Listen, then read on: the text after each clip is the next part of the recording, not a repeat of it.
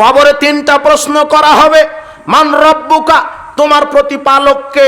প্রতিপালক মানে এদেশের মানুষ ধর্ম বুঝেনি, আরে আলেম ওলামায় ধর্ম বুঝেনি অধিকাংশ, সাধারণ মানুষ তো বহু দূরের কথা। রব মানে কি? রব মানে পালন কর্তা, রব মানে সৃষ্টিকর্তা, রব মানে রেজেক দাতা, রব মানে আইন দাতা, রব মানে বিধান দাতা, রব মানে মৃত্যুদাতা, রব মানে জীবনদাতা, রব মানে মালিক।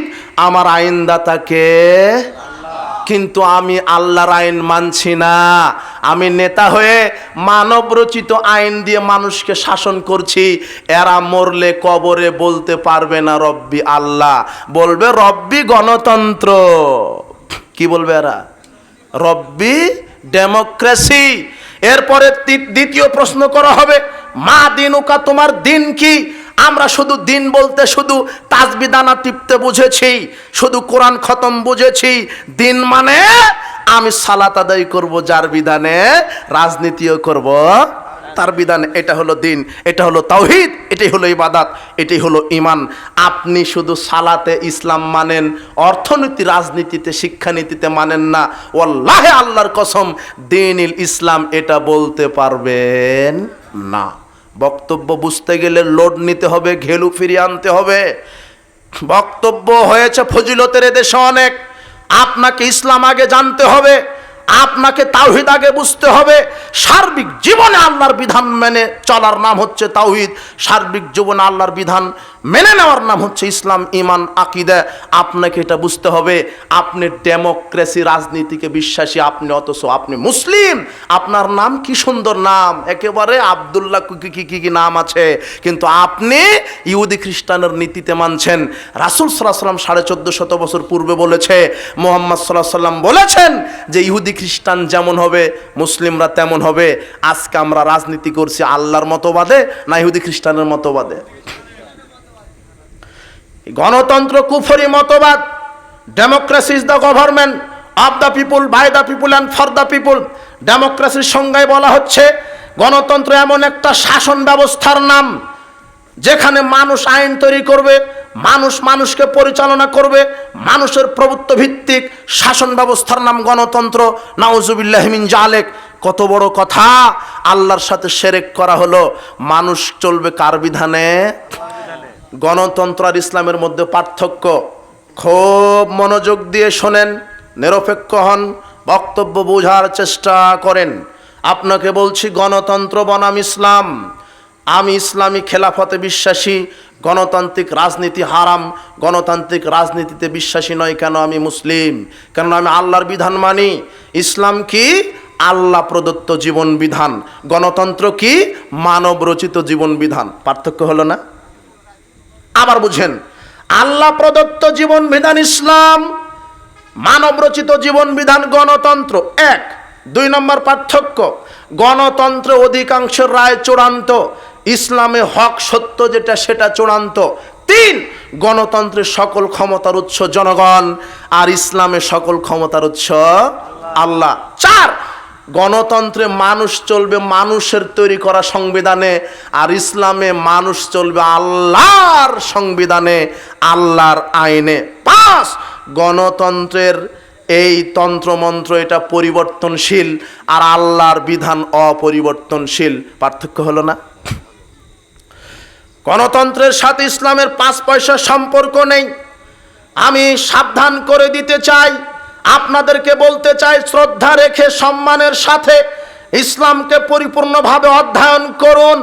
ইসলাম কোনো মানব রচিত মতবাদের মোকাপেক্ষী নয়। রাসূল সাল্লাল্লাহু আলাইহি ওয়াসাল্লাম জাহেলি মতবাদের সাথে মিশে যাননি, তিনি ইসলামের উপরে কায়েম ছিলেন। আল্লাহ বললেন, আমি তো আমার রসুলকে প্রেরণ করেছি হক সহকারে, যাতে করে মানুষের তৈরি করা মতবাদকে কবর দিয়ে ইসলামী দ্বীনে হককে বিজয় করতে পারে। জি না নেতাজি, আপনার ভুল হচ্ছে। আপনি ইসলামী গণতন্ত্র ট্যাগ লাগালেন কেন?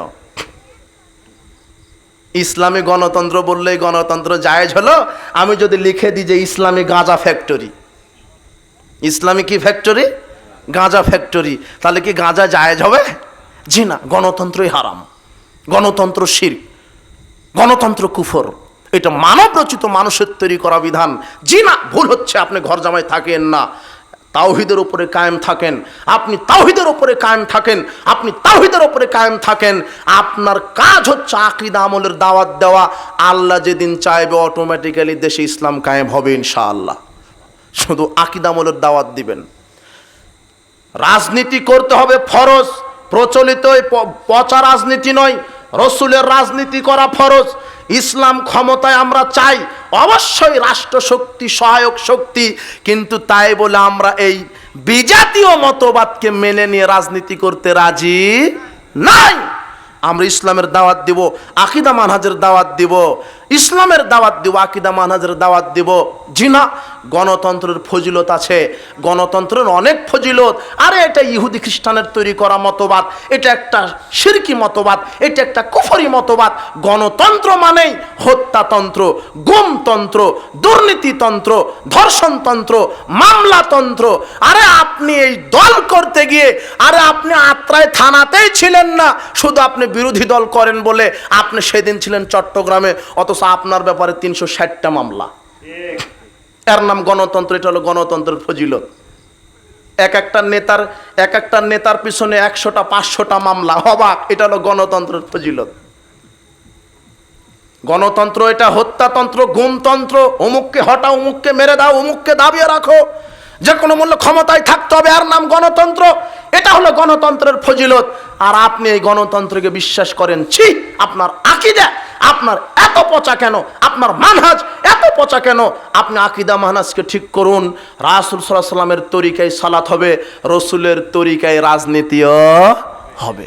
আল্লাহর বিধানে সালাত হবে, আল্লাহর বিধানে রাজনীতি হবে। আপনি ভুল করছেন, আপনি তাওহীদ বুঝতে পারেননি, ইসলামকে বুঝতে পারেননি। গণতন্ত্র একটা কুফরি মতবাদ। আপনাকে আজকে একটু গণতন্ত্র বুঝাই।